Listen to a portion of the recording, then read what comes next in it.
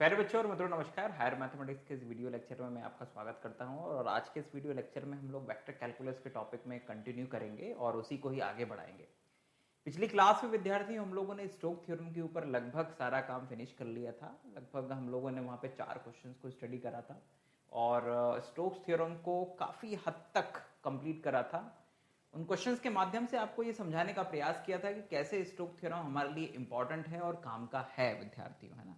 आज हम Stokes theorem से आगे बढ़ के गॉस डाइवर्जेंस थ्योरम के ऊपर बात करेंगे और उम्मीद करेंगे कि आज की क्लास में हम गॉस डाइवर्जेंस थ्योरम को फिनिश कर लें, क्योंकि बहुत हद तक आपके पास में सरफेस इंटीग्रेशन और वॉल्यूम इंटीग्रेशन का कॉन्सेप्ट लगभग आ चुका है। सरफेस इंटीग्रेशन के ऊपर अब तो हमने काफी काम किया है और वॉल्यूम इंटीग्रेशन में बहुत ज्यादा नहीं, लेकिन अगर आपने कैलकुलस में वॉल्यूम इंटीग्रेशन को या ट्रिपल इंटीग्रेशन को पढ़ा है तो आपको प्रॉब्लम नहीं जाएगी, क्योंकि सबसे इंपॉर्टेंट चीज जो होती है वॉल्यूम इंटीग्रेशन में वो होती है वॉल्यूम को एज्यूम करके उसकी लिमिट्स को फाइंड करना। आई रिपीट, वॉल्यूम को इमेजिन करके उसकी लिमिट्स को फाइंड करना। That is the most important work in volume integration. और सरफेस इंटीग्रेशन में बहुत हद तक ज्यादा प्रॉब्लम नहीं जाती है, बिकॉज प्रोजेक्शन के बाद में हम जिस भी प्लेन के ऊपर जाते हैं वहां पर लिमिट्स निकालना आसान हो जाता है। लेकिन गॉस डाइवर्जेंस थ्योरम में हम कुछ अलग टाइप के क्वेश्चंस को स्टडी करने वाले हैं और यहां पर बहुत हद तक आपको बहुत सारी चीजें नई नई सीखने को मिलेंगी और ये टॉपिक आपके लिए बहुत लाभकारी होने वाला है हर एग्जाम में, चाहे आप किसी कॉम्पिटिशन एग्जाम में बैठ रहे हो या यूनिवर्सिटी एग्जाम में बैठ रहे हो। एंड द मोस्ट इंपॉर्टेंट, यदि आप मैथमेटिक्स या किसी साइंटिफिक फील्ड में अपना फ्यूचर बनाना चाहते हैं, सो ये मैथमेटिक्स वाला टॉपिक आपके लिए बहुत काम का रहेगा। तो चलिए आइए विद्यार्थियों, इस टॉपिक को शुरू करते हैं और आगे बढ़ते हैं। ठीक है, जो भी विद्यार्थी हमें ऐप पे देख रहे हैं वो अपनी क्वेरीज जो हैं वो माय डाउट सेक्शन में जाके पूछ सकते हैं, और जो बच्चे यूट्यूब पर हमें देख रहे हैं वो चाहें तो अपनी क्वेरीज जो हैं वो कमेंट बॉक्स में कमेंट कर सकते हैं। और यूट्यूब वाले विद्यार्थी लाइक कर देना अगर वीडियो अच्छा लगे, और सब्सक्राइब भी कर देना ताकि आगे के जो नोटिफिकेशन है वो आपको मिलते रहें। चलिए आइए टॉपिक को शुरू करते हैं। So our topic is Gauss divergence theorem विद्यार्थियों। और गॉस डाइवर्जेंस थ्योरम में हम लोगों को सबसे पहले ये समझना है कि ये थ्योरम काम किसके ऊपर करती है। चलिए आइए बात करते हैं। नाउ सपोज दैट विद्यार्थियों आपके पास में f एक वेक्टर पॉइंट फंक्शन है कुछ इस तरह का, f1 i cap, f2 j cap और f3 k cap. So this is your vector point function विद्यार्थियों। ये आपका वेक्टर पॉइंट फंक्शन है। एक वॉल्यूम है विद्यार्थियों, v इज वॉल्यूम, ये एक वॉल्यूम है और इस वॉल्यूम को, अब देखो वॉल्यूम कुछ भी हो, फॉर एग्जाम्पल अगर ये है it's a kind of cylinder, अगर ये एक वॉल्यूम है तो इस वॉल्यूम को कवर करते हुए कुछ ना कुछ सरफेस भी होगी विद्यार्थियों। आई रिपीट, कुछ ना कुछ सरफेस भी होगी। तो बेसिकली उस सरफेस का कुछ ना कुछ एक शेप होता है। That surface is also important, क्योंकि वॉल्यूम अगर बनता है तो उसके चारों ओर एक सरफेस होता है। तो इस वॉल्यूम को कवर करते हुए एक सरफेस है, ठीक है ना, सरफेस एस।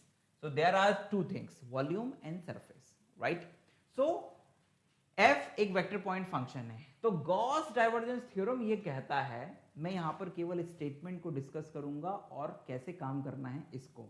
हम थ्योरम का प्रूफ नहीं करेंगे, थ्योरम का प्रूफ अलग वीडियो लेक्चर में होगा। सामान्यतः इंजीनियरिंग सेक्शन में थ्योरम का प्रूफ बहुत इंपॉर्टेंट नहीं होता है, उसका एप्लीकेशन बहुत इंपॉर्टेंट होता है, ठीक है। सो गॉस डाइवर्जेंस थ्योरम ये कहता है कि आप अगर डबल इंटीग्रेशन करें किसका, f का n dot ds, right, this is the surface integration of f on s, surface s पर सरफेस इंटीग्रेशन है f का। तो ये सरफेस इंटीग्रेशन बराबर होता है वॉल्यूम इंटीग्रेशन के, किसके वॉल्यूम इंटीग्रेशन के, डाइवर्जेंस ऑफ f dv के। Okay, so this is the Gauss divergence theorem. मतलब कि एक सरफेस इंटीग्रेशन एक वॉल्यूम इंटीग्रेशन के बराबर होता है, बशर्ते कि आप डाइवर्जेंस ऑफ f को कैलकुलेट कर रहे हो, ठीक है ना। तो जब सरफेस इंटीग्रेशन करते हैं विद्यार्थियों तो सामान्यतः हम लोग क्या करते हैं, सामान्यतः हम लोग वॉल्यूम को मेजर कर रहे होते हैं, सरफेस, जिस भी सरफेस पे आप इंटीग्रेशन कर रहे हो, और एक्स वाई प्लेन से बाउंडेड जो वॉल्यूम क्रिएट होता है वो, और यहां पर भी आप वही वॉल्यूम फाइंड कर रहे होते हैं, ठीक है ना। नाउ विद्यार्थियों, ये जो डाइवर्जेंस ऑफ एफ है बेसिकली ये क्या कर देता है, इस एफ को एक ऐसे फंक्शन में कन्वर्ट कर देता है जिससे कि इस रिजल्ट का, यहां से जो भी रिजल्ट मिल रहा है वो रिजल्ट भी आपको एक वॉल्यूम के फॉर्म में मिल जाए बच्चों, ठीक है ना। तो this is the surface integration, oh sorry this is the Gauss divergence theorem. Gauss divergence theorem एक इंपॉर्टेंट काम करता है कि ये एक सरफेस इंटीग्रेशन को कनेक्ट करता है किसके साथ में, वॉल्यूम इंटीग्रेशन के साथ में, वॉल्यूम इंटीग्रेशन, लेकिन किसका, volume integration vector point function का। तो ये एक इंपॉर्टेंट चीज भी है, कभी कभी आपसे पूछा भी जा सकता है कि ऐसा कौन सा थ्योरम है जो वॉल्यूम इंटीग्रेशन और सरफेस इंटीग्रेशन को आपस में कनेक्ट करता है। So the answer is Gauss divergence theorem विद्यार्थियों, ठीक है ना। नाउ ये तो हो गया गॉस डाइवर्जेंस थ्योरम और उसका फंडा। अब दूसरा एक और काम ये गॉस डाइवर्जेंस थ्योरम करता है, हम इस गॉस डाइवर्जेंस थ्योरम की मदद से इवैल्यूएट कर सकते एनी सरफेस इंटीग्रेशन। हम किसी सरफेस इंटीग्रेशन को भी इवैल्यूएट कर सकते हैं इसकी मदद से, बस बशर्ते कि वो जो सरफेस इंटीग्रेशन है वो एक वॉल्यूम के चारों ओर हो। आई रिपीट, सरफेस इंटीग्रेशन को हम वॉल्यूम इंटीग्रेशन मतलब evaluate any surface integration with the help of volume integration, लेकिन उस सरफेस से वॉल्यूम क्रिएट होना जरूरी है। सो ये एक बहुत इंपॉर्टेंट काम का टूल भी है कि आप मान लीजिए, हो सकता है कि आप किसी सरफेस, मतलब आप किसी ऐसी सरफेस पे इंटीग्रेट कर रहे हो जो बहुत 3 से 4 सरफेसेस से मिलके बनी है, और आप उसको, आपको लिए ये जो सरफेस इंटीग्रेशन ये थोड़ा टफ पड़ रहा हो, तो आप ये मत करिए, आप क्या करिए, उसकी जगह पर डाइवर्जेंस ऑफ एफ निकालिए और फिर उसकी जगह पर वॉल्यूम इंटीग्रेशन कर दीजिए। तो ऐसी स्थिति में क्या होगा विद्यार्थियों कि आपका जो रिजल्ट आएगा वो इस सरफेस इंटीग्रेशन के बराबर ही आएगा, ठीक है ना।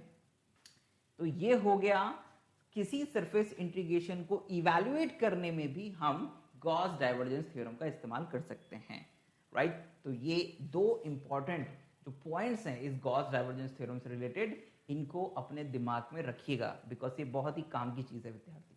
अब हम लोग आगे बढ़ते हैं विद्यार्थियों इसमें, और आप कुछ क्वेश्चंस लेते हैं। तो क्वेश्चंस के लिए बच्चों मैंने एक पीडीएफ लिया है जो हमारे कंटेंट राइटर टीम ने बनाया है कुछ बुक्स की मदद से, ठीक है विद्यार्थियों। कुछ क्वेश्चन सेलेक्टेड आपके लिए निकाल के रखे हैं, उन क्वेश्चंस को मैं आपको यहाँ पे एक्सप्लेन करूंगा। आई रिपीट, आप ये मत सोचिएगा कि सर पूरे क्वेश्चंस आप सॉल्व क्यों नहीं करवाते हो, आप तो कहते हैं किसी बुक को बस डिक्टेट कर देते हो।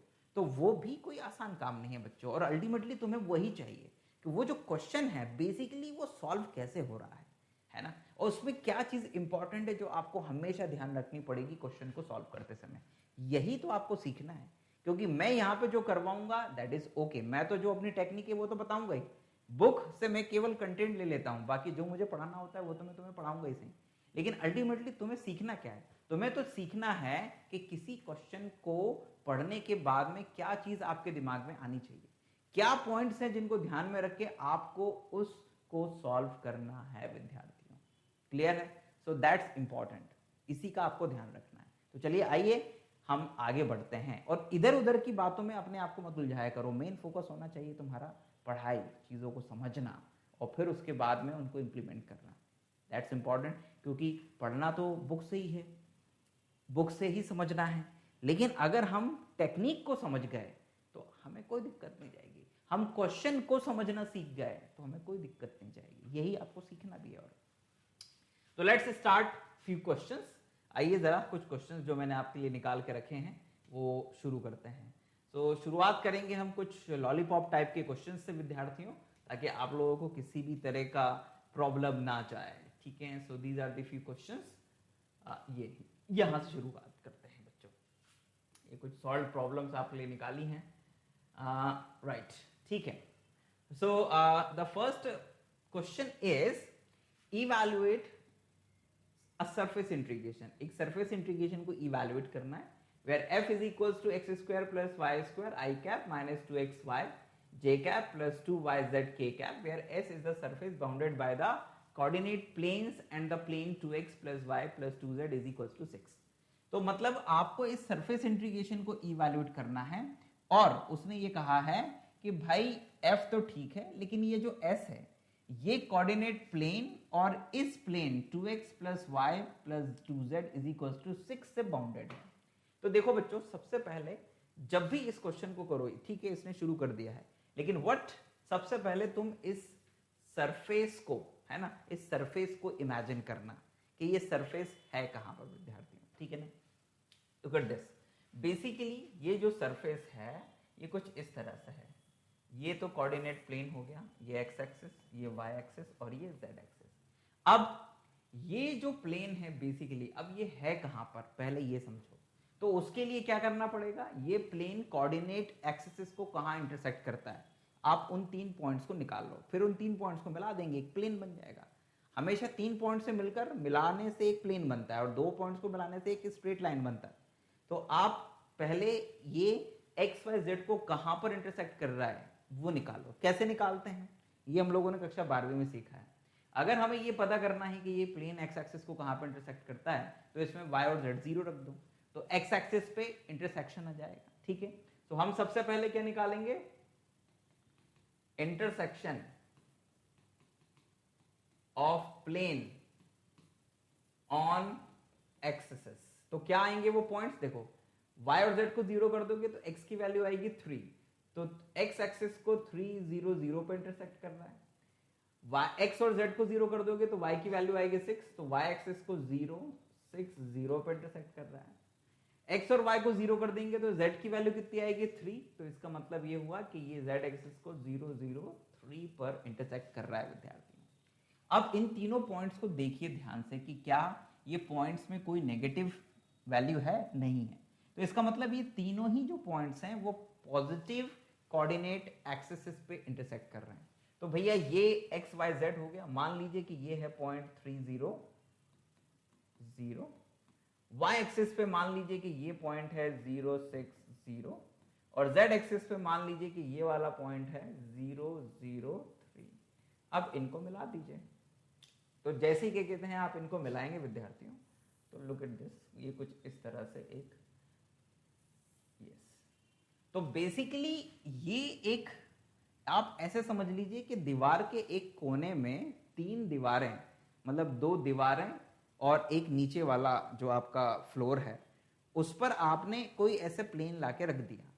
तो वो जो प्लेन है बेसिकली इस दीवार को, ये वाली जो दीवार है ना एग्जैक्ट दीवार, इस एग्जैक्ट दीवार पर ऐसे एक लाइन बनाता हुआ काट रहा है उसको।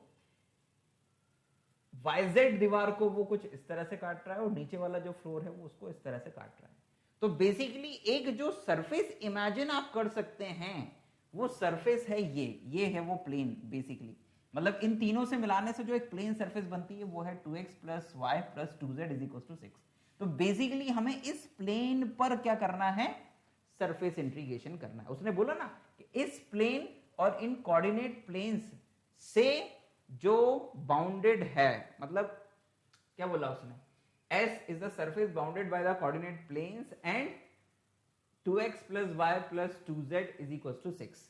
तो बेसिकली ये जो S सरफेस है वो कितने प्लेन से बाउंडेड है, कोऑर्डिनेट प्लेन्स और इस प्लेन से। तो कुल मिलाकर 1 सरफेस, 2 सरफेस, 3 सरफेस और ये ऊपर वाली 4 सरफेस। तो इन 4 सरफेस से बाउंडेड है कौन, मतलब ये 4 सरफेस को मिला के S बनता है। तो basically your S is what, your S is combination of S1 + S2 + S3 + S4।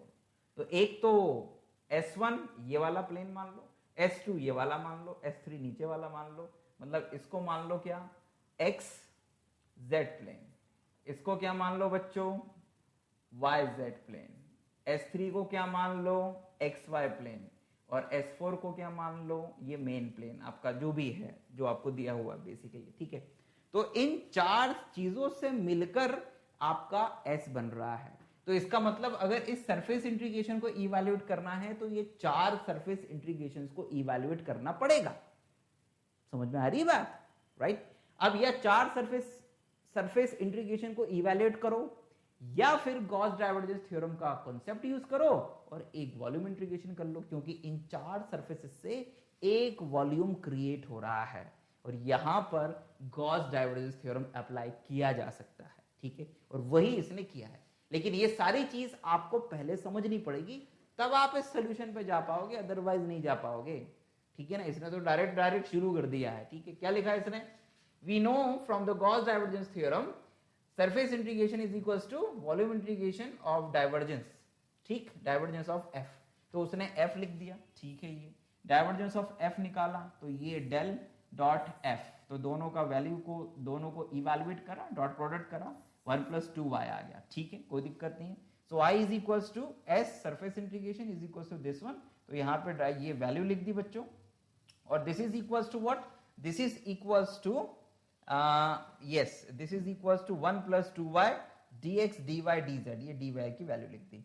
अब यहाँ पर इसमें क्या काम किया होगा, आइए देखते हैं, थोड़ा और आगे बढ़ते हैं।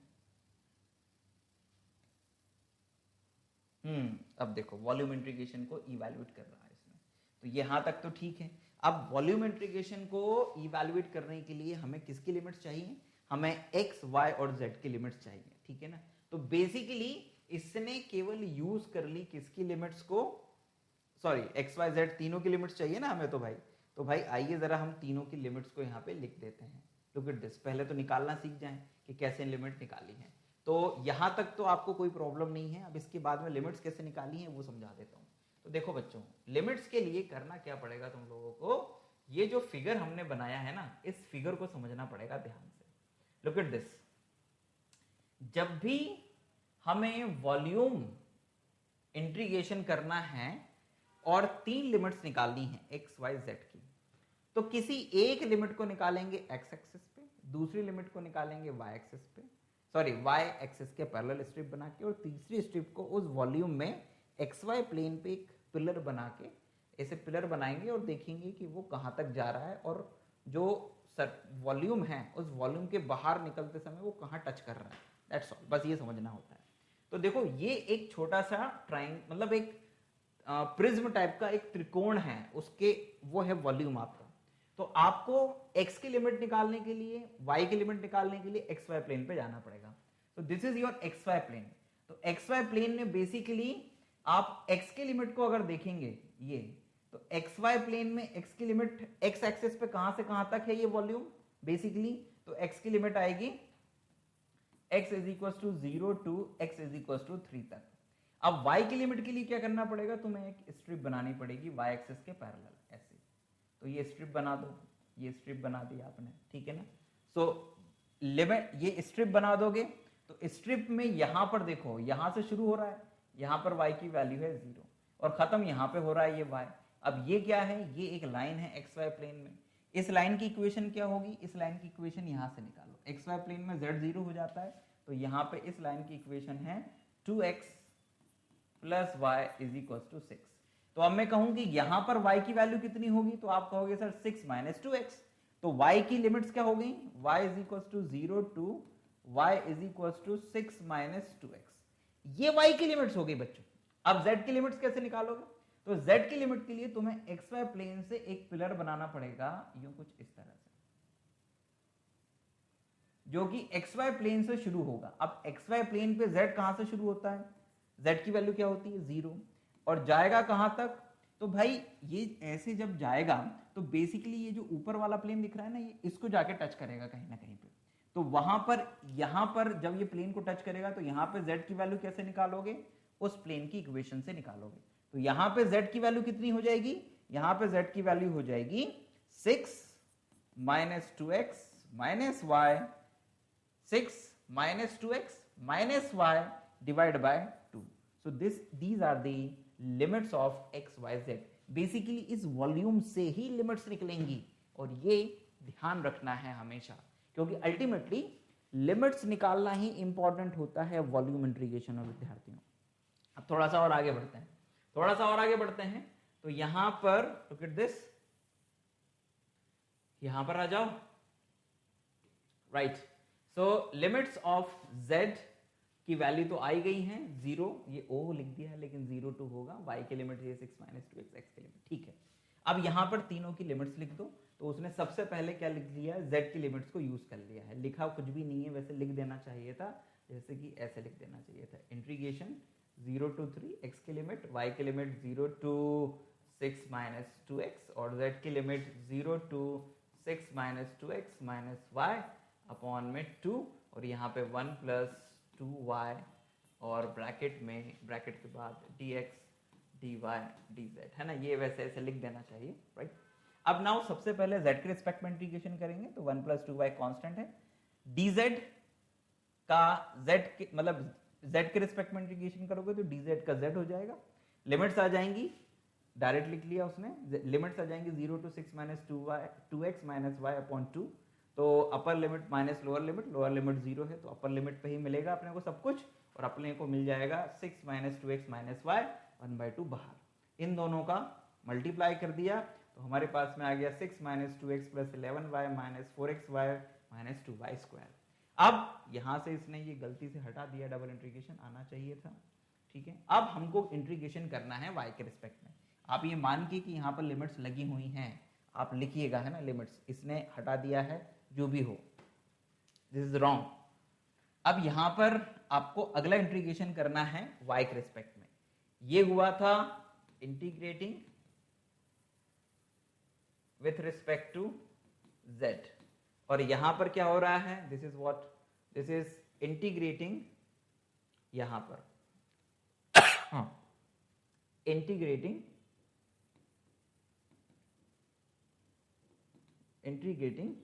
With respect to y। तो ये y के रिस्पेक्ट में इंटीग्रेशन हो रहा है विद्यार्थियों।